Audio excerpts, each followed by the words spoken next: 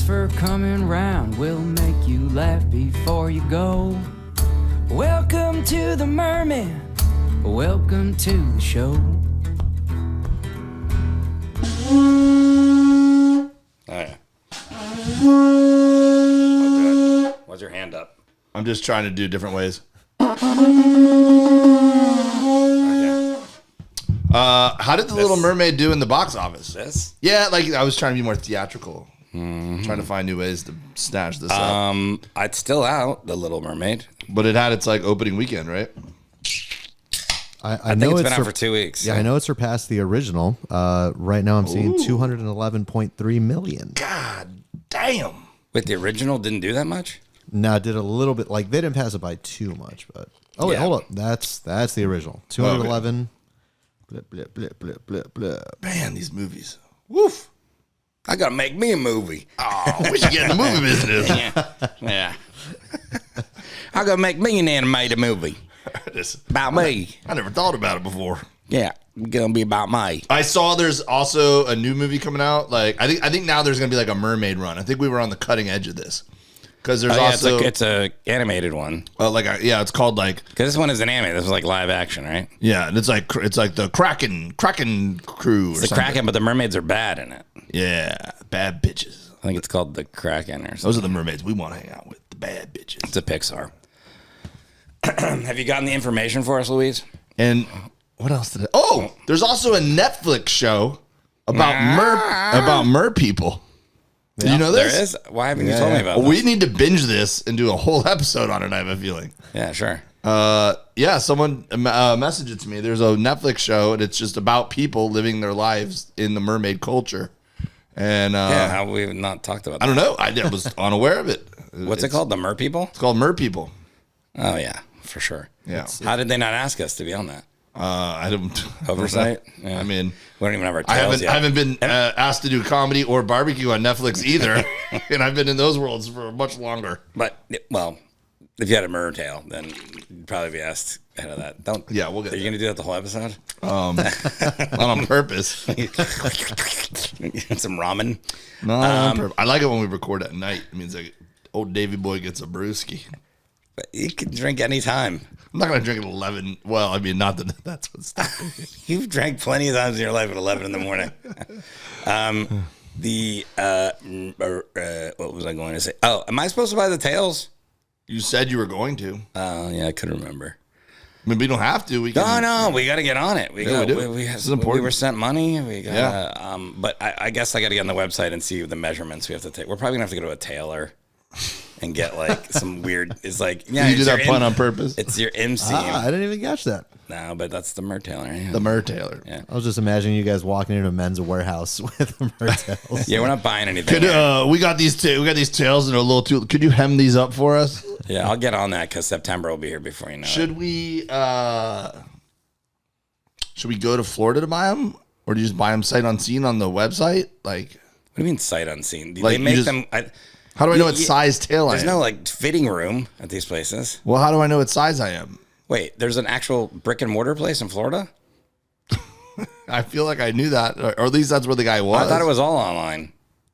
All right, I'll do some research. All right, let me know. We don't have to have this conversation on the air. Yeah. We're on the air.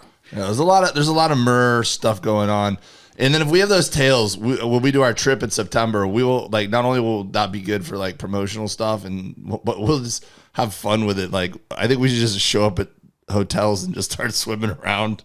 Yeah, 100%. Wherever we stay in Key West, because I don't know where we're staying in Key West yet. Yeah. Mike's Hotel, we can swim around that, no problem. Oh yeah, that's a given. Yeah, maybe the lake you grew up on. What if I go out and I pretend like I'm fishing, and then you grab it, and it's like I pull you in, and the people around will be like, "What the hell?" Yeah, I don't think And I'll that's club you I don't think that's how it's gonna happen. as you flop around. What do you think? I'm gonna hold my breath underwater until some strangers walk by? Go. Someone accidentally hooks you. You're like, Yeah. It rips my fucking shoulder It just open. gaps you. Then the blood's in the water. A shark comes by, starts feeding on me. What a way to disaster. go. Great content. Oh. All right. I had an idea for today. Since I thought it was fun last episode. About me talking about suicide? And, We're gonna kill ourselves. Was that the fun part? oh no. was so sad. Okay. What was last episode? It was when we were doing how well do you know each other quiz. Yeah. When Luis was doing that. Yeah. And you were like, September 4th in 1985, I had on what color shorts? That was your questions. I was pretty Mine were buzzed like, up, what though. food do I like? I was me. Yeah. And you were like, okay, if I was going to be any animal that wasn't a bird, those are your questions, examples. I don't know why I'm yelling it. Well, I thought of a way to make it better, to make that same game but better. And I think we should just interview each other. So it's basically like you get a question, then we talk about that for a little while, and then I get a question. It could be philosophical, it could be literal. Okay. And it's just kind of like we So go if back I and ask a forth. question and then you start answering, I can ask like a follow-up question with that question. Yeah, it just spurs, it just opens up. So it's just kind of like, instead of being like, how well do you know each other? It's kind of like, let's get to know each other. Yeah, and you know what the good thing is like our listeners will get to know us at the same time, and that'll be cool. What is that character? That wasn't me. Yeah, that's a 9 I know when you're making fun of me. What was No, that was just a person that would be excited about that. Oh, But okay. I'm gonna do it. Yeah, it is a character that I do when I talk to my dog sometimes. So. Hey, did Zach from Massachusetts ever comment when? No, we're not talking about Zach. We're gonna wait another. There's a episode. 2-show moratorium on voicemails and text messages. Forrest has put a kibosh on the line for another episode at least. Yeah, we had a full episode. Someone was worried about you with the suicide. All right, we'll wait till next episode. We'll talk about it. Yeah, it'll be fine. We'll get to them. They're not going anywhere. All right. They're in Louise's computer. Jerks off to them. We're not here. All right, so we're gonna do this. Yeah, let's do Do we it. have any theme music? Beep beep beep beep. Getting to know each other. Yeah. was that? Does this song still play at the beginning of our podcast? Yeah. Do you use any of the imaging that we got you? The voice of the Miami Heat, Michael Biamonte. And we got the quarters in there. What We got imaging? 4 quarters. Oh, we have so much imaging. We have the cartoon little graphic thing. Clearly, No, I neither mean, I of just you mean watched. Yeah, no, we're here, dude. We don't need that. Audio imaging. Audio. We imaging. lived it. Yeah. Yeah, we know. Yeah, there's a theme song. There's the whole little animation. We have the that plays. names. We have That's So Miami. We have all that shit. You don't use any of it, do you, Luis? Yeah, you said this last episode too. You were drunk. I remember. Yeah, I said a lot last time. sounds like you're really berating him now about this. Yeah. The Heat's in the playoffs. He wants Michael Biamonte. I just want everyone to be their best. Okay. All right. So that was the theme song. Yeah. Getting to know you. That was it. Here, how about this? Getting to know Luis, you put in a theme song for this game in post, and we'll pretend like we're listening to it right now. Yep. It's playing. You guys are killing it with the acting. All right. And yeah, that was good. I was doing it pretty chill because that's what I meant to. You were playing a saxophone I was really or vibing it, something. man. You were air fluting. Really vibing it. Yeah, good song, Luis. Way to pull your weight around there. I try. Yeah. Forrest, Oh, hey, what's up? what's the coolest sporting event you've ever been to live? I'm gonna be terrible at this game, by the way. Like the actual game itself, or was it like the magnitude of it? You know, like a Super whatever. Bowl or Yeah, whatever. I would say what actually sticks out in your mind or your heart. Like, yeah, it doesn't like Super Bowl might be the biggest, but if it wasn't your team, I haven't been to a Super Bowl, so that's out. been to 2. Yeah, pretty cool. The only like level of that I've been to a couple NBA Finals games and some World Series games. I don't. You know what game was really cool? I went to the University of Miami game, and it was football. I went to a lot of those games. I was at a lot of national championships too, but that wasn't the one. There was one year where they were average.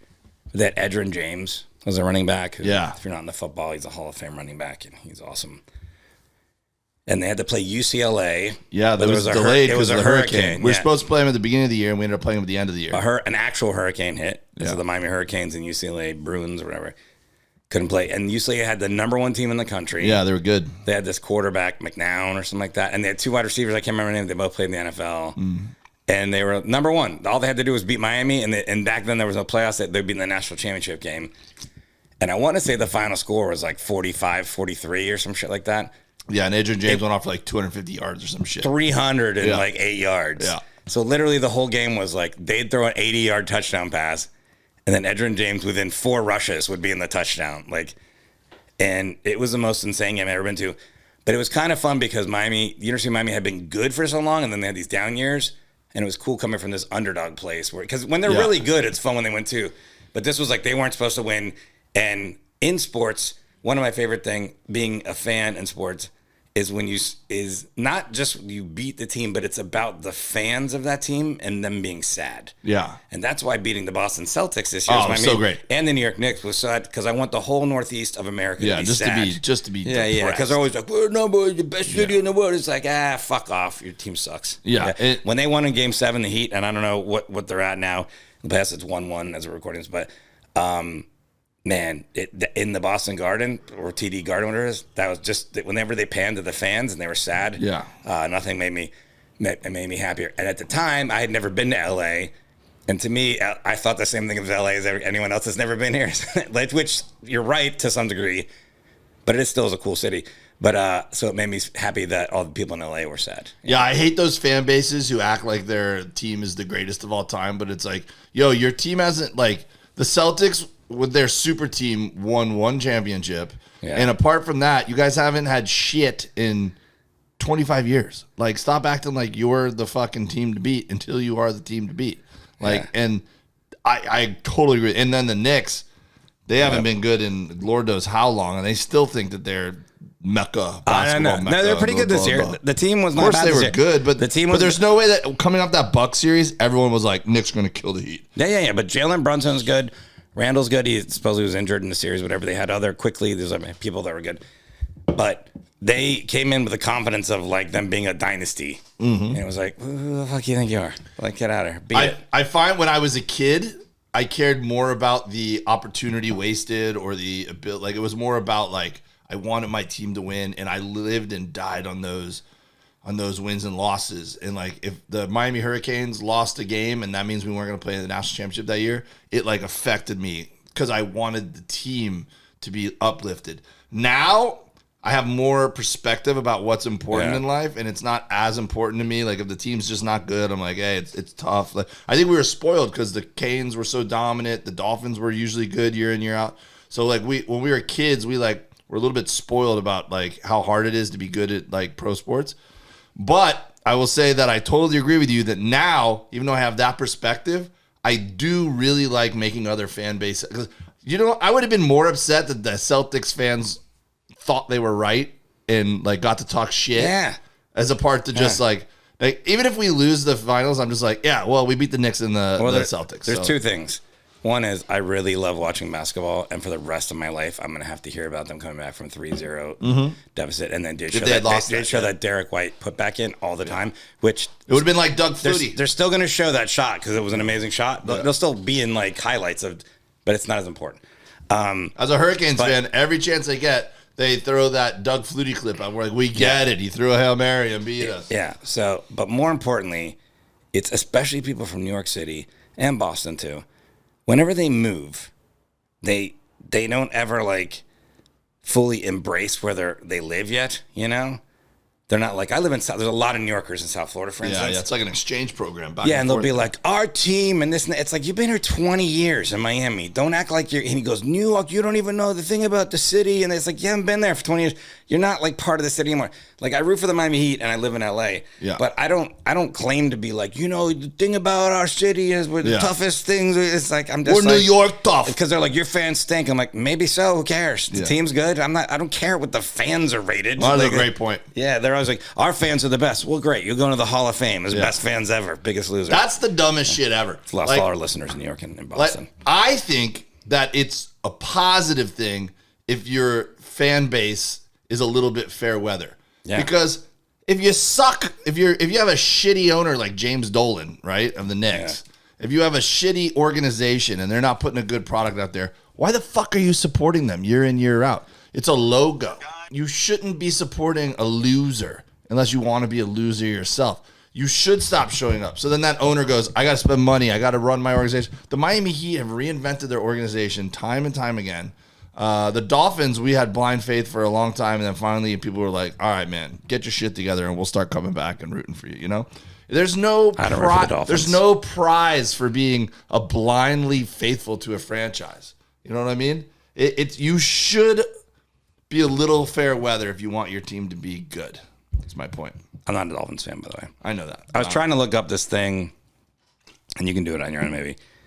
George Carlin has a thing about fair weather fans. Oh, yeah? But it's like saying the same thing you are. It's better to be a fair weather fan. Like, Yeah. He's like, what? I want to root for a bunch of losers. I was like, get your shit together. I don't want to like even attempt to do the joke because especially someone like Carlin who like, you know, like used words like. I'm sure I articulated it better.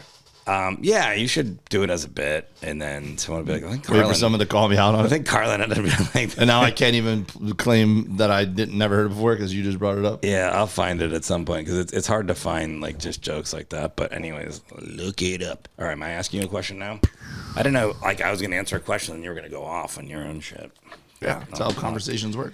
Not interviews. All right, go ahead. Yeah, I'd be like, this interviewer is really giving his opinion a lot here. Okay. Other than a sporting event or a funeral, when was the last time you cried? Oh my God, I cry all the time. I know, but like, not like you saw. I cried. I watched No. Let me put some other stipulations there. All right. Not some commercial or movie. Okay. Yeah, because I cried 3 times in the Ted Lasso finale the other night. Yeah, that doesn't count. But also 3 times I watched it. Yeah. Where would you have? What 3 parts? I don't know, just stuff with like his kid and. Yeah, that'll get you. When sports gets me. They were playing the Cat Stevens song probably then. Yeah. Man, Cats in the cradle and the silver spoon. it's not Cat Stevens. That's a different person. Man, I really cried. Other than a funeral, or a sporting event, like a good cry, not TV bullshit. man. Yeah. I mean, I'm sure it's happened. But taking those well, this is what happens to me a lot. That's by the way, I do a joke about men crying. Yeah. And I literally say that's the only time it's socially acceptable in public is a sporting event and a funeral. So that's why I'm just taking those out because I know, yeah. You know what's funny? Like even at a funeral, like there's a chance I might not cry because I'm very good at I try to like be tough in the moment. You know what I mean? Not because I care what anyone thinks. It's just like I want to, you know. But it's things hit me later. So like I'll cry in a movie a lot, but it's not about the movie. It's because the movie is reminding me of something in my life. Sure, you know? It's like tapping into. So like I'll be watching a sports movie and I won't cry because I care shit about these fictional characters. It's because it makes me think about like some kids I coached or a team I had or a team I played on, and like I just picture myself in those moments. Yeah. But when was that? And that's when it unlocks. Yeah, because I was in Las Vegas this last weekend. Yeah. I saw the Beatles Love Show, Cirque du Soleil, which is amazing. I've seen it many times. And there's a whole part in the end where, you know, Julian Lennon's mother, not Yoko Ono wasn't his mom, died and a car killed her. And they kind of recreate that in the show, but like artistically. And that almost made me cry. But that made me think about my mom and stuff like that, you know. I don't want to get hit by a car. But still, you can, maybe that'll work. I just not Ted Lasso finale. Yeah, right, no. What do you got? I think I cried. It's a gay test, by the way. I would say at some point in the past 6 months, I think I sat and had a little weep because I was just feeling a little overwhelmed professionally, personally. It was just like, I felt like I've been like, things are going so well and I'm like working hard and I have nothing, like I have so much to be grateful for, my family. And it was just kind of one of those moments where you're like exhausted. Yeah. And like you have like 3 things happen to you in like one day that are like shitty things. Yeah. And it just kind of like, I don't remember specifics, but I do know I think I've had one of those moments in recent history. Okay.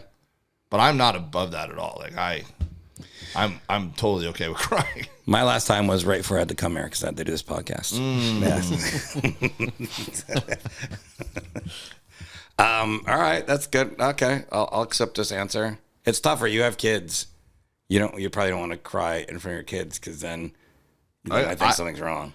I got no problem being vulnerable in front of my kids, but I mean like a real heavy cry where you're snotting up. Well, I mean, and like something really bad must have happened for me to do that. Okay. I haven't fucked up a brisket in that long. I did everything right. The temperature. The thermometer was stuck. All right, that was my impression of Dave crying, everybody. The temperature was stuck. I couldn't get through the stall. Yeah. All right, what do you have in the mug? And you have a beer and water? I got beer and water, yeah. Okay. What's the worst car accident you've ever been in?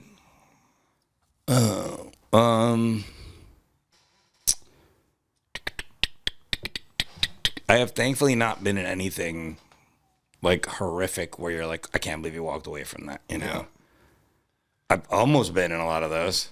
Like, you know, you drive long enough, that's going to happen. But the worst, I've never been in one where I've got, okay, I'll tell you one, the most injured I think I've ever been, because I've been in a lot of fender benders where you're braking, you slide in or whatever, but nothing. Okay, so I was in. Well, I'll say this as a part two, because I almost worded it this way, and I went specifically car accident. So if you need to modify, go ahead. I was going to say, what's the closest you've ever come to dying?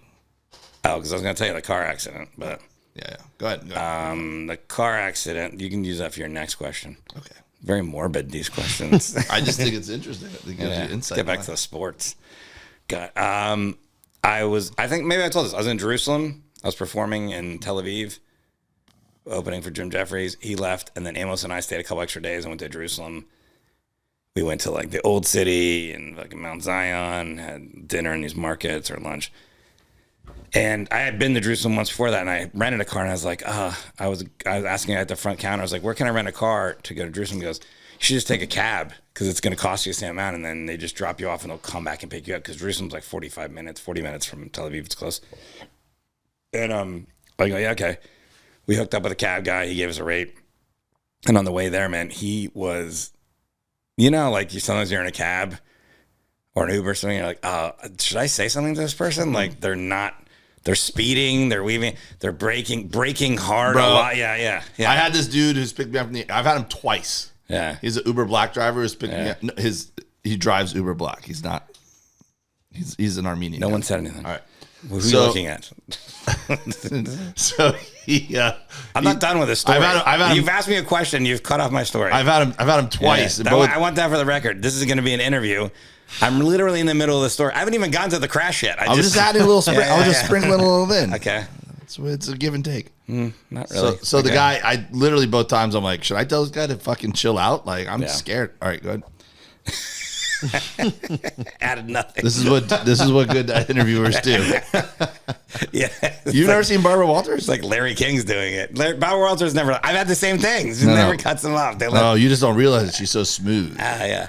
She says, Okay, one time. so on the way to Jerusalem, he's like breaking short a lot, you know, like weaving in and out. I'm just like, fucking A. I don't know if I want to get a ride home with this guy, but then we spend like 8 or 9 hours in Jerusalem. So you kind of mind race, whatever. I call him. I'm like, hey, we're going to be at Mount Zion. It's like this huge thing overlooking Jerusalem, this big like cemetery. And there was like some camels there for some reason, just hanging out. Yeah, there was just a couple of camels there. It's not like you're in the desert. It was just, anyways, we're just hanging out. And then the guy comes back, dropping the car, and he's right back to the same shit. I'm like, he's a maniac. I forget.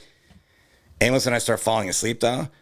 And luckily we had our seatbelts on because he starts braking short again, but this time so much that it woke me up. And you know, when you're like, I got woken up to see that we were definitely hitting a car in front of us. We were not going to brake in time. It was like, well, let's just brace for impact. Yep, here comes and we some probably whiplash. hit the car going like 25, 30, like not hard enough to kill you, but like the seatbelts are on, and I have this necklace here. It's like round, and it was in my sternum, and the seatbelt pressed the necklace into my sternum, which there was a bruise. It hurt like shit. Like it was like, I couldn't like breathe for a second. And Amos woke up and got like whiplash. Like, why? He's like, my neck. Like, so we're not gonna die, but we're both in pain. And we're like, what the fuck? And I'm like, this guy he hits the car, he goes, and then behind us we hear, and I look in the window, and there's like, it's starting to get dark, so there's headlights. A car swerves to miss us, goes towards like the divider, and then stops short, and then a car hits it, and another one goes, and there's like 5 cars hit each other in the back, but none of them hit us. The guy gets out, he goes, no worries, my friend, no worries. He gets out, and lots of worries. Yeah. Amos and I are like, I'm like, you okay? He's like, my neck, this, like, we're like hurt. And then he's like talking to the guy in front of us. He literally gets back in the car in like 2 minutes, maybe less. He goes, everything's fine. Everything's good. The car, I guess there's not a lot of major damage or something, like because it was a truck that he hit. So I think his car got more. And I go, dude, what are you, like, we're injured. Like, what? No, everything's good. Everything's good. And we're like, dude, look behind us. He goes, I know, terrible drivers. I'm like, you caused that shit. Like, what do you mean? Like, you caused the fight. He, like, backs up, takes off. By the way, continues to drive at the same level or worse for the whole fucking ride. We're still bruised and battered. He pulls up to the hotel. I give him what we agreed upon, and then he looks at me because I didn't give him a tip. He goes, yeah, and he goes, no tip. You're supposed to tip, my friend. I'm like, are you out of your fucking... Are you not going to pay for the damages? Yeah, you're like, I don't fucking pay you $0 right now. Like, we're fucking dead. Or pay our medical bills. That might be the worst ring. I was like, thank Lord. Thank the Lord, and then I don't even pray to. But knock on wood, whatever I'm supposed to do right now. But I've been in some fender benders and stuff like that. Yeah. Okay. Did you want to talk about your Uber Black scenario? No, I got that out. Yeah, good add-on. I've been in kind of the same. I've been in a bunch of fender benders, but nothing that's been like. Nobody asked you the question. Yeah. But no, it's conversation. Oh, is it? Yeah. I didn't tell you when I cried. When did you cry? No, I don't want to. This is the question for me and you. This is how it works. Okay. You're not a good interviewer. I didn't know. What do you mean? I'm a great interviewer. Luis hears me interview people all the time for Meet Dave. Luis, am I a good interviewer? I mentally check out for that one too while I'm on Raya. Yeah. Boy, you used Luis to doesn't pay attention to our show at all. He used to talk about what millennials like. Yeah, this is what happens. I'll give Dave some credit. He has his little notepad right next to him. And asks the good questions. Are you a millennial or Gen Z? You're millennial. Millennial, yeah. Speaking of millennials, those Boston Celtics, they're all fucking millennials. That roster is full of millennials. Marcus Smart's a man. Other than that, I wouldn't want any of those dudes on my team. Yeah, I never really thought about that with sports. That there's millennials. Oh man, yeah, no, it's true. It's they're funny, the ones that are like, they get all mad at the. You know what I want to see? I want to see like a hipster basketball player. That'd be fun. I think hipsters have changed their whole. There's a couple. Their whole sensibility. No, they're still there, but I don't think they have the same aesthetic sensibility. There's NBA players that have man buns and shit. No, I'm talking about the mustache. Short shorts. Steven Alexander. Yeah. Wait, what's that guy's name? No. Even Steven Adams. They're gonna have a throwback, outfit and stuff, which would be legal. They're allowed to. Some Chuck Taylors. There's definitely those dudes out there. All right. Sure. What's your question? Oh, I got a question for you now. Okay. Right? Is it my turn? I think it's your turn. Okay. What is the most embarrassing thing you've ever done? I know you've done a lot of embarrassing things, but something that you were mortified. Yeah, man, so many. I know how to choose from. I've done a lot of embarrassing things, but I don't get embarrassed very easily. Okay. Okay. What was the most shameful? Okay. I think I've told the story before. The time I got really drunk at a Miami Hurricanes game, and I decided we were playing Penn State. Yeah, I think you've told this. Yeah, and it was the first or second episode. Yeah, I got really drunk. Yeah. And then I decided to make my sign. Yeah, you've told this. But you can tell me. And the sign that I wrote was, you can't spell penis without P-E-N-S-T. Yeah. Just a bad sign. Yeah. I thought it was so good. I was so proud of it. So Penn State you wrote. Yeah. And so then you're saying even though you're missing the I. Well, I made capital letters that went P-E-N. Pennsylvania State. I went capital P-E-N, small N, big S, little T. Where was the I? It was just Penn State. You can't spell penis Penis. without the P-E-N and the S. Yeah. You can't spell pens. That's what you wrote. And I was running. You can't spell pens without Penn State. Fucking idiots using pencils. You guys just don't get it. And I was running around. Pens. I was running around the stadium, going to every section, going penis, penis. That's the most shameful you've ever been. When I stumbled upon my parents, and they were. Yeah, the parents. That's embarrassed to acknowledge that I was their child in front of their friends. And I was like, Mom. She's like, I'll talk to you later. I was like, what's up? That was pretty bad. Shame. The most, I know, I got to have a good answer for this. This just feels like I need to. This is what you would do right now. I'll tell you my most shameful thing. Well, yeah, that's okay. If you got one, it might spur. No, it's an interview. I'm just waiting for I throw it out there. I let you paint the picture of your life, so we get to know you better.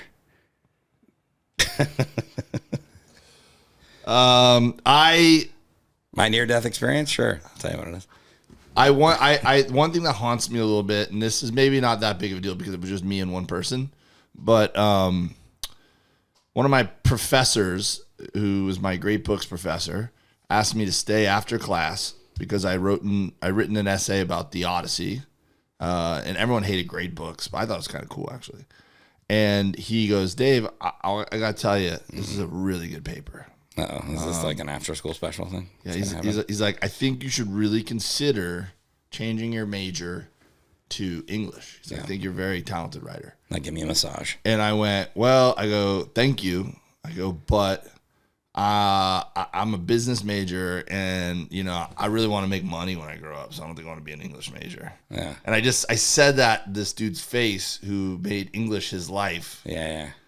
And you were a dickhead when you were like I didn't do it on purpose. I mean, I didn't hit me till later, but I was like, oh, that was a really insulting thing. I just said this guy was trying to be like very. But let me tell you something. If I took all of just the things you've told me about yourself on this podcast, I could make a great 80s movie villain. I was an 80s bully, and I didn't even know. Yeah. And I thought I was a hero. You're like, no thanks. I want to make some money. Yeah. Anyways, let me out of here. I got practice. That and I got to go make sure Scarface is not getting teased right now because I'm an ally. Anyways. Yeah, you're right. I can't debate it. And I thought I was the good guy the whole time. You would have picked on me. You would have tried to pick on me. But I was a nerd. But here's what I'll tell you about Dave Williamson. Uh-oh. When person. When I realized it. You're interviewing yourself now. Yeah. I took what he said to heart. I ended up minoring in creative writing. Changed my life. Mm-hmm. And I wrote that guy a very long letter when I graduated, and I said, Dr. McCallie, you believing in me meant the world to me. Thank you so much. And it's changed the progression of what I'm going to do in my life. And I just thought of the cringiest thing we could do on the show, by the way. Oh. Yeah, keep going. And I'm the Barbara Walters. And I've stayed in touch with him as best as I can for, my whole life because I do fuck up, but I'm not the guy who fucks up because I'm a bad person. I fuck up because it's what I think is the right thing to do or say in the moment. And then my heart usually figures it out down the road. And then I cry. Okay. Now, I don't know. I'll ask Louise if they still did do this. When you applied to college, did you have to write an essay? Oh, I'm sure of it. Yeah, remember you had to write essays to get in college. Did you have to do that, Louise?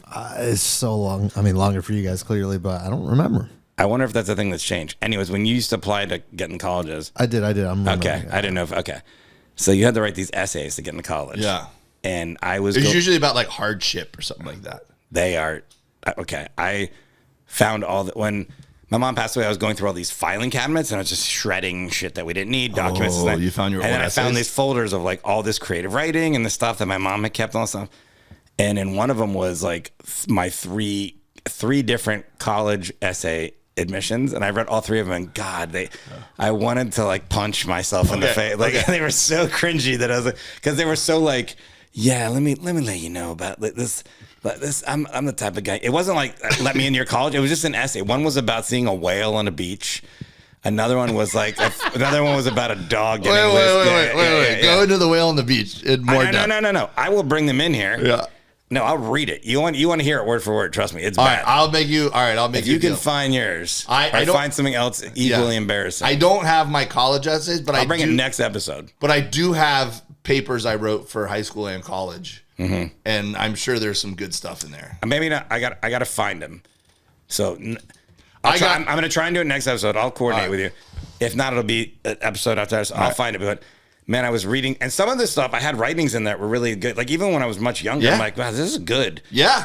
I've had that experience, too. I find my old shit, and I read it, and I go, I didn't get an A on this? What the fuck? I had a short story about a guy that intentionally got into car accidents with women so that he could meet them. See, now that guy's thinking. Yeah, and I was like, smart shit, but it was like a pretty good story. But, man, the college essays, there was one about a waterfall moving backwards, carving into the earth. And Whales and waterfalls. No, the whale watching one was kind of like seeing the whale represented my life. And man, it's bad. I mean, it's probably good. Represented you or your life? I don't know. Like, seeing this fleeting thing. I don't know. In a heartbeat. I don't know, dude. It's bad. I don't want no spoilers because I know I have this so we can read it. But my best one was in 10th grade. We read Dante's Inferno. Mm-hmm. So we had to create our own like 3 levels of hell. Mm-hmm. I got really creative. Yeah. Bring that in. I got really creative. Whatever's going to embarrass you, bring it in. This will be very embarrassing for me to read, but I'll bring it in. Like you might vomit when you hear this. It's like so bad. So, okay. Whose turn for a question? That like I did. Yeah. You asked me about shame, and I know I have some out there, but no, I think you've given us enough. Pens, whatever else you said. Yeah, pens to the English teacher. That's fine. You don't have to have the right answer. Just an answer. You're done. Ask me a question. I'm thinking of one. I'm trying to think of one. Relax. What's if you want to answer any of these, Louise, feel free to jump in. Oh, towards the end. Last time you cried, I mean, I get pretty emotional too. You know what it was? I was watching, and it's a really stupid one, probably. I was watching a video of wrestling. This is Dave's crying and shameful all in one. Yeah. I saw a video on Twitter of a wrestling show that I was at as a kid. My dad took me for my birthday. I think I was 10. It was my 10th birthday, and I had never seen that footage because I saw it live, Yeah. And it was a pay-per-view event. It was a big deal. I got to be there. And so that was the first time I've ever seen footage of it. So I don't know. Got emotional that my dad, took 4 kids to go see a pay-per-view event. It must have been expensive. Yeah. Kind of nice. Yeah. So it was a money thing. Yeah, I guess so. You didn't care about the other sentiment. I mean, my dad didn't give a fuck about wrestling besides. No, I get what it is. Yeah. No, that is. I was trying to diminish it, but that's nice. I got a scratch right here. All right, so I'm gonna go with the one that I kind of half. Yeah, you're done. Ask a question. Yeah, I'm working on it. I haven't stalled for you. What was Luis's wrestling story? I don't know why I called you Maurice. What's the closest you've ever come to dying, but not like a health thing? Yeah, but you're making this morbid again. I think it's really interesting. Not a health thing. I haven't come close to dying at all with a health thing. I just think it's more interesting if it's like a coconut almost fell on your head or something. I mean, so many times, not so many times, but a couple times I've almost got hit by like a car. Yeah. But that's not that. While you were driving, you mean? No, like walking. Oh my God. Because when I was gambling, well, one of the times when I was gambling, I had a truck that I eventually sold, like to CarMax or something. I remember this, yeah. And so I didn't have a car, and like this was part of when I first went to GA, and you're supposed to like pay off all your debts and blah blah blah, and you're not, and you're supposed to kind of like sit in that shit, not like you're not pulling. Let me rephrase it. You're pulling your shit out of it. You're working the program. You're getting better. You're paying off your debts. You're making your amends to people and stuff like that. But you're also supposed to like take your L's when you take them. And so there's a world where maybe I could have been like, well, someone would have said to me, hey, you can borrow my car or this and that. And you're not really supposed to do that. You're supposed to kind of like, it humbles you, So about a year plus, I didn't have a car in Miami, which that's a hard city to not have a car. If you're not been to Miami, Uber. Yeah, you need a fucking car in Miami. They have Metro Rail. Luckily, my job was I could get on a Metro Rail, the train, and it was straight to my job. Otherwise, I would really be fucked, But I'd walk to the Metro every morning, so to time that shit out, and then I'd walk to like get buses and go to doctor's appointments and shit. And man, drivers in Miami are fucking terrible. And there was like 2 or 3 times where like I dove out of the way of getting hit by a car at probably 40, 45 miles an hour, maybe more. Like crossing a crosswalk and somebody just running the red light. Yeah. Almost getting hit. So that happened a lot. I think I told the scuba diving story where my air ran out of my tank. I think I've told that on here. I don't remember that. No? I've never told that, Louise? You can tell the story. You don't pay attention to this. I was diving with my buddy JJ Miranda, and I don't know if he listens to the podcast. Is that the guy who used to write for New Times? No, that's JJ Colagrande. Colagrande. Oh yeah, all right. JJ Miranda is a friend of mine. He didn't write for anything, but he like I was saying, I'm good friends with him. He could be a part of our Call of Cuban. We haven't called a Cuban in a while. Been a while. But anyways, we were diving in probably like 60, 70 feet of water. His friend had left his gear there, so I was using his friend's gear. The regulator, the tank, the buoyancy compensator. We were underwater. We're at about 75 feet or 70 feet, whatever. It's 3 of us, so we're not really buddy diving. All 3 of us are diving together, like, as a pack. But the 2 of them, and I forget who the other person was. The 2 of them were like, I think it was, who was the third person? I don't know.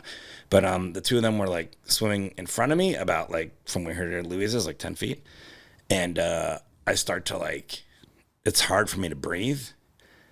And I'm like, what's going on here? And I'm looking at my gauge and it says I have like 1,200 pounds of air left still. Oh, look at the gauge. Goes, which you're again, fucked. if you're not a scuba diver, there's a PSI of air. You usually start, what the fuck do you start with? Like 3,400, 3,500. That's how long it's been since I fucking dove. Yeah, been a while. But when you get to 0 is bad, just so you know. But before you get to 0, around 500 PSI, 600 PSI, 7, you want to start ascending, especially at 70 feet. Because when you're down at something like 70 feet, you're 2+ atmospheres down. So even if you don't need to decompress, because you know the times that you're supposed to be down and whatever, you still want to make a safety stop at around 10 feet, 15 feet. I think it's 10. Yeah, Jesus, I haven't dove in so long. I don't know any fucking numbers anymore. 10 feet. And that's why you do a refresher course. And then you hang out there for about 5 minutes, and then you ascend in that way, just in case it lets you outgas for a little bit out of like an equilibrium. So you definitely don't want to run out of air. You don't want to like shoot to the surface at 70 feet. That's when you get the bends or you can't panic. An air embolism or something like that. That's really the biggest danger. So I'm like, it's like this, like trying to breathe in like that. But also at 70 feet, because you're 2 atmospheres There's a lot of down, pressure. Everything's compressed. So that little bit of air is not doing shit for, it's a little bit bigger than it would be, but it's like, so it's not even like the air I'm bringing. It's not even the amount I'm bringing in, or maybe it's equals out. And I'm like, oh fuck, I think I'm out of air, but I don't know, something's wrong with my tank. And they're still like 10 feet away. And I'm like doing this thing, you can make a sound underwater and stuff. I'm doing it, but they're not hearing me. Because even if it's quiet down there, it's still like there's bubbles and this. Yeah. And I'm like trying to swim now, but I have no air. So I'm like trying to kick faster and like catch up. And there just happened to be this like thing in the sand just sticking out. It's a tickle stick for lobsters. Ooh. You know what that is? Of course. Yeah, you do. It's like usually it's like made out of fiberglass or something, and it's about 5-6 feet long, and you use it to like, they say tickle, by the way. You're basically bothering the fuck out of a lobster. It's like comes out of the hole. It's like, we're tickling it, and then it runs out, and I capture it and eat it. He's not like, yeah. Let me get in the net. But it's like a flexible stick, whatever.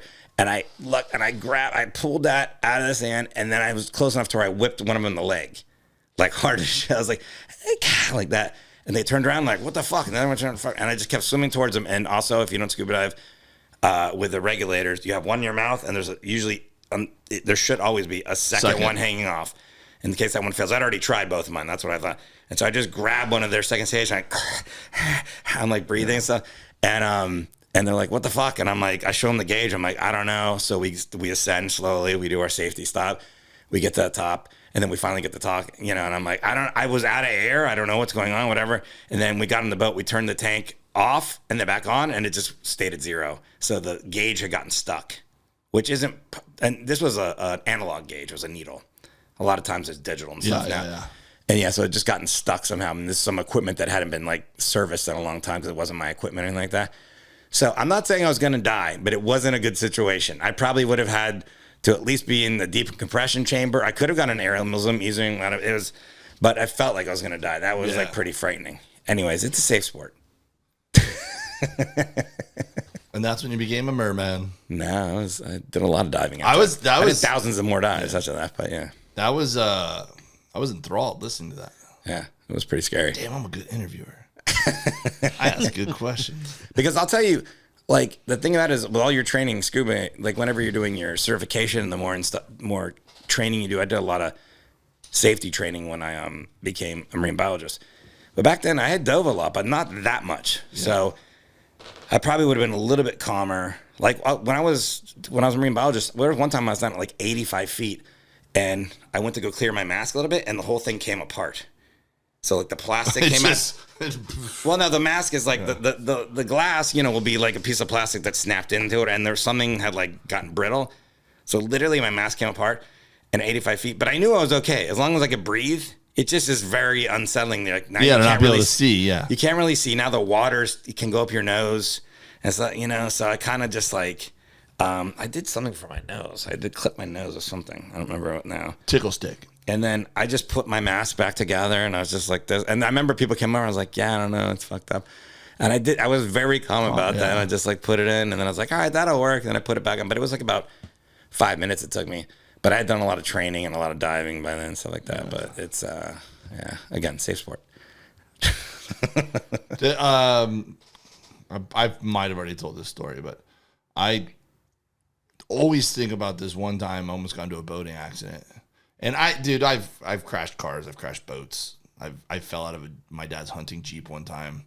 I've gotten close where if something had gone wrong or right, I would have gotten really fucked up, and God's looked out for me a lot in those situations. But this one time, dude, I still I can't believe the different things that had to happen for us not to fucking die this night. But we were camping out on, is it Boca Chica? Is that what it's called? There is Boca Chica. Yeah, I think just we're off of Miami there. Yeah, near Elliott. Yeah, yeah. We might have actually even been on Elliott Key. It's an island. Actually, you know what? We were on Elliott.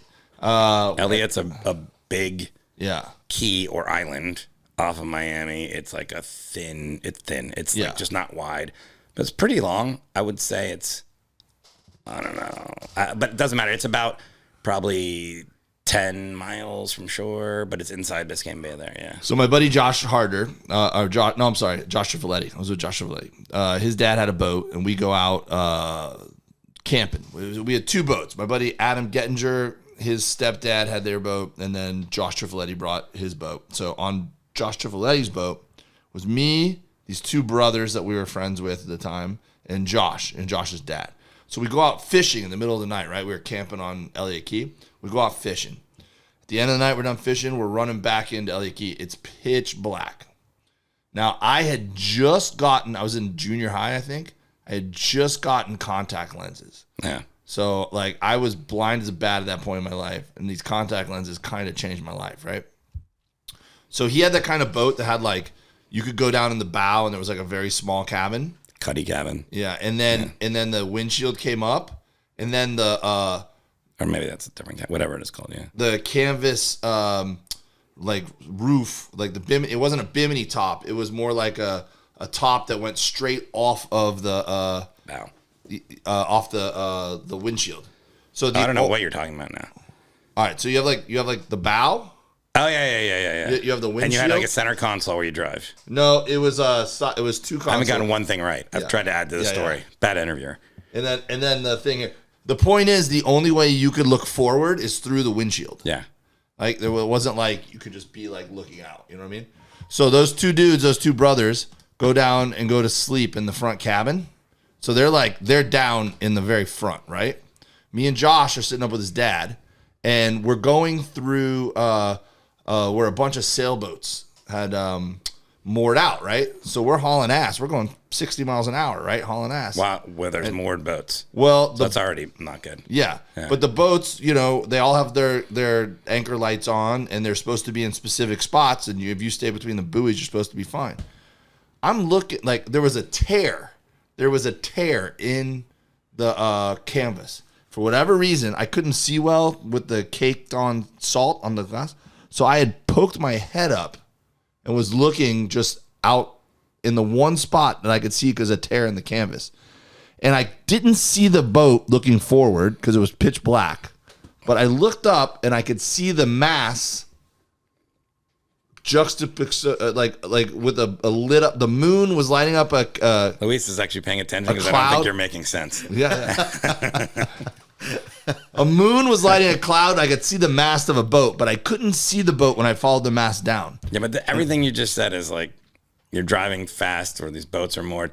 You can't see really and stuff. This is bad. Yeah, really bad. Yeah. So I was just having a nice friendly scuba dive here. I start freaking out. I don't want to question my friend's dad, but I'm like, Mr. Trifoletti, you see that sailboat up there, right? And he's like, yeah, Dave, I see all the sailboats. We're good. I go, Mr. Trifletti, we're still kind of heading towards this sailboat. You see this sailboat, right?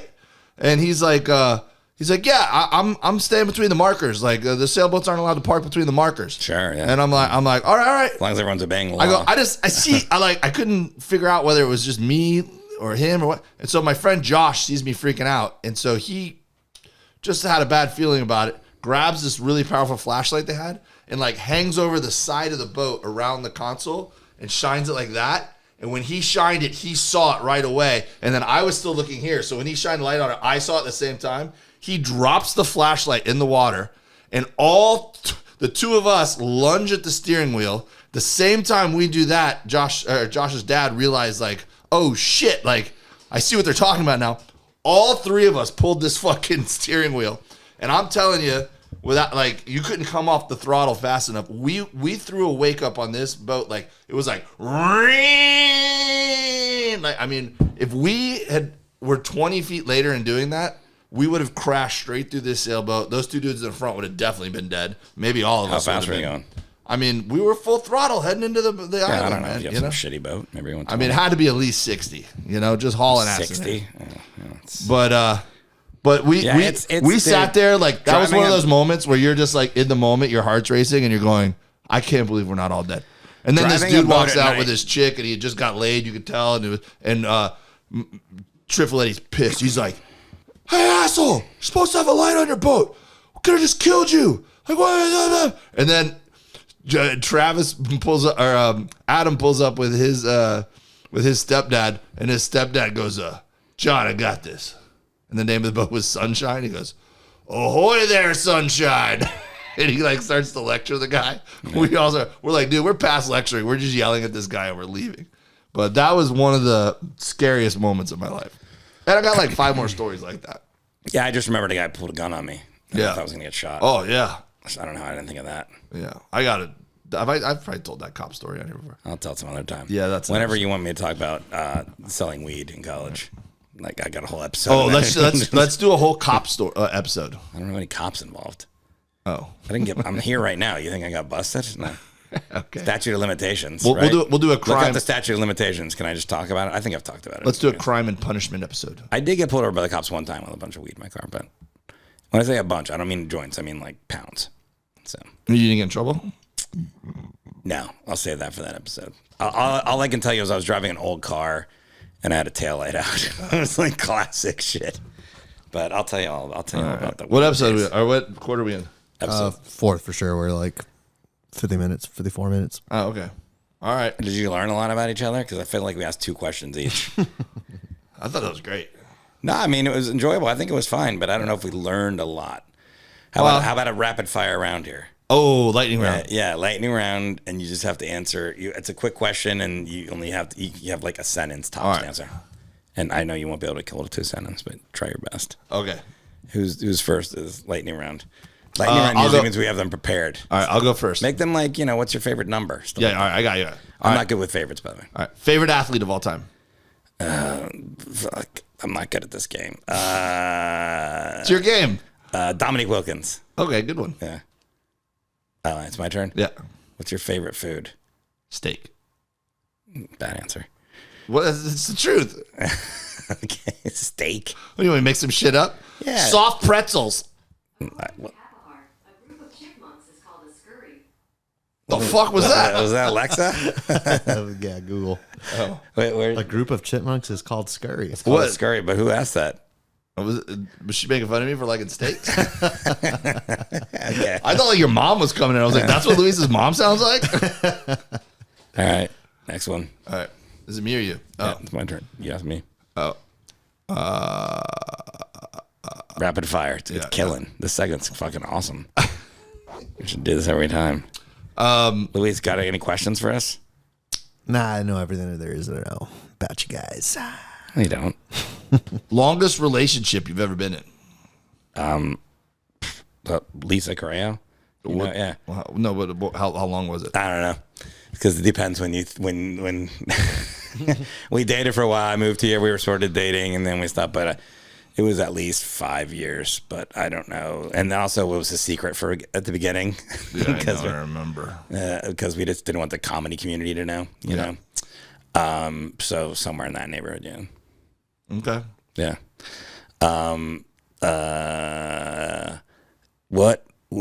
What do you wish your name was if it wasn't Dave? Ooh. You already have this ready, I'm sure, right? I don't want to bring it up because you're going to call me this. yeah. What is it?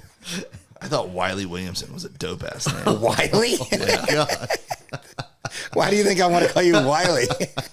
I tried to name my kids that. My wife was like, no. And I was like, wait, did you they're try? going to be dope if their name is Wiley Williamson. Did you try both with both of them? When we started dating, I told her, I go, if we ever have a boy, I'm naming him Wiley. She goes, no, you are not. So then I told my kids. So before Carter was born, you tried to get in the name Wiley. Yeah, and then you're like, oh, let's try again with that one. Yeah. Yeah. And then I told them that when they got old enough to like kind of get it. And I was like, yo, how cool would you be if don't you guys wish that your mom let me name you Wiley? And they go, no. And I go, what do you mean? That's a dope name. And they were like, well, why don't we just call you that? And then I called their bluff. I go, yeah, I would love that. You should call me that. And then they called me Wiley for like 6 months and I hated it. I was like, all right. You were only supposed to do one sentence, but it was worth it for all this other stuff. What about your dog? You could have got your dog Wiley. I know. I would like to name a dog Wiley, but she's a girl. Wiley seems unisex. Yeah. If I ever in this day and age, doesn't matter. I think that was our compromise. I think my wife told me that we could name a dog that. Okay. That wasn't really rapid fire, but it was good. I guess you can't really make that one rapid fire. Like, Wiley, next question. Like, what? Okay. Yeah, there's definitely follow-ups. Yeah, I need some more there. All right, go. A couple more rapid fires. All right. What's the most cats you've had at one time? Personally or with my mom, like when I was a kid? Whatever loopholes you need to do to make this sound less weird, you go for it.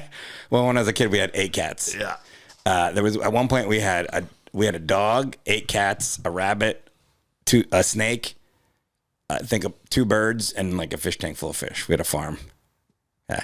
I don't know if those are farm animals. But Well, you know, it's our farm. yeah, that was a Florida farm. We had the cats pull plows in the garden. Planted some carrots. Did have a garden. Yeah, and I was little. I got trapped by a cat one time. It was scary. You got trapped? I was a little kid, and I thought the cat was going to attack me. He was like, Rah. I don't know. I was like 2 or 3, man. I don't fucking know what cats. The old Italian guy who lived next door to me, the geese used to, he'd be trying to go to work, and he'd have his briefcase and his suit and tie, and the geese would like trap him against the wall, and he'd be like, Madeline! And then the geese would be like, ah. They're scary as fuck. All right, how many times have you pissed yourself? Pissed? Yeah. You know, you're drunk, you fall asleep, you piss yourself. Yeah. I've shit myself. Yeah, I think we talked about that in this podcast. Yeah. Well, either one. Dealer's choice. Shit or piss. I mean, I think the only time I've ever pissed myself is maybe when I was shit. pretty young. How many times have you shit yourself? And if this ranges from a little squirt to full on. As an adult, at least your whole life. Not when you're a kid in diapers. Yeah. A solid 3 to 5 times. Yeah. Okay. Yeah. That's a lot. I shit myself one time going to This is rapid fire. I was doing a gig in no, you're gonna want to hear this. I was doing a gig in I was doing a spot in Venice, and I was looking for, and I had my stomach had been fucked up all day, so like I kind of knew that it was in danger. What's your favorite candy? Reese's Cups. Reese's Cups and steak, huh? Yeah. Okay. I've asked you 2 questions, huh? So I was looking for parking. No, you're supposed to ask me a question. It's rapid fire. Oh, okay. I think the end of the story is going to be you shit yourself. So it's but like no, I wish that was unless the you end of the story. shit yourself and then I wish a cop was there or something. I thought I was just gonna fart a little bit, and I shit myself. You gotta wrap and up. I didn't want to cancel the set because my set was in like 10 minutes. Luis says we're out of tape. So I went into the bar next to the bar that my show was at, This and is I went recording. into the bathroom, and I took my underwear off, and there wasn't a garbage in the bathroom, so I had to just roll them up and hide them in the corner of the bathroom. Yeah. This is the same story when everyone shits themselves. And then I went next door. They don't wash out the underwear and keep them. It's a toss job. I went You're next not door like- and I did my set, and then I was like, I gotta go. I can't stay for the rest of the show. Yeah. All right. Do you want one more rapid fire before we leave? All right, last rapid fire. Yeah. You gave me a list of animals that you had that you've had as pets. List all animals you can think of that you've killed in your life. Is there someone going to kill us right now with a chainsaw? That is a little alarming. All the animals that I've killed? Yeah, like hunting or like hunting. It's out like of self-defense.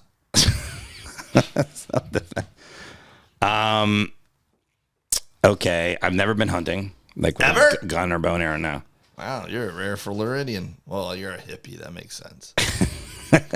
Fishing, I've killed Fishing, some, yeah. I've killed some fish. Fishing, plenty of fish. Like not a big fisherman. So I mean, honestly, I maybe less than 30 fish. I'm just not a big fisherman. Total? Yeah, Gee, I've done that in one day. yeah, I know. I'm telling you, I don't. If I caught them, I would let them go. So I very rarely did I. Maybe like 50 because I've gone on some fishing excursions. Lobsters, I got a bunch of lobsters. Yeah. Done that. Now, any other animal besides that, I did kill a bird one time.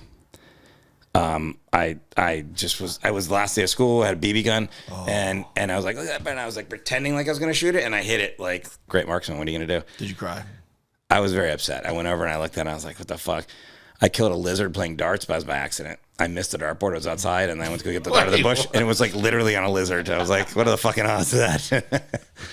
But I remember that lizard. That was like fucking... The lizard looked at you and went, why? He was like... Why? And I killed that toad. I told that story about my cat. I thought my cat got poisoned by the toad. Oh, yeah, we've all I took it been in the there dumpster before, and I smashed it, and then they were like, he has an ear infection. I was like, well, I killed that. And I remember seeing the life come out of its body. That's how few animals I've killed. Is like I can remember. That's about it. You've killed a lot. No, I have the same list. You're a murderer. Yeah. I've been hog hunting. I've been deer hunting. Yeah, I couldn't kill a deer. I don't know if I've ever actually killed one, to be honest. Tried. Yeah, well, you tried. Yeah. That's a lot of fish, a lot of lobster. Yeah. I didn't ask you, though, by the way. This is my last question for a rapid fire. An armadillo one time. I just wanted to see if I could. All right, so I'm going to be in A Montreal lot of lizards. July 6th through 8th at the Comedy Nest. July 9th, Philly Punchline. One night only. Get there. Get no ticket. Forrest.net. Check it out. Maybe a squirrel, but I felt bad about that. All right, see you guys later. I'm going to be in Chicago, Schaumburg, Improv. End of June, beginning of July. I think the 29th to the 1st, maybe? Yeah. Should look it up. You don't have your calendar anymore? DaveWilliamson.com. No, it's going to be the last week of June, 1st of July. And then I'll also be in Boise, Grand Rapids. We're out of tape. September, we're doing the Mermen tour through Florida. Bakersfield. Come to Bakersfield. I'll be there in a couple weeks. It's on a Sunday. Yeah, coming out, Bakersfield. It's going to be fun. I'm going to run some new jokes. I'll be in Escondido sometime. DaveWilliamson.com at Dave W. Comedy. Listen to the Meat Dave podcast if you like barbecue. For they are the mermen.